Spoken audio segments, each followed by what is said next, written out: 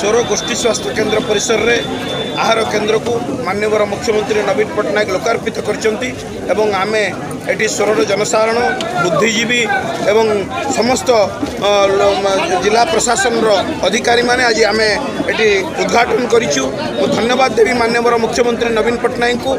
आज समग्र ओडिशा रे जो सहरांचल अच्छी विज्ञापित अंचल परिषद कहतु कि आपणकर म्युनिसिपालिटी एनएससी सबुरे आज 38 स्थान में यही आहार केन्द्र को लोकार्पित कर माननीय मुख्यमंत्री नवीन पट्टनायक।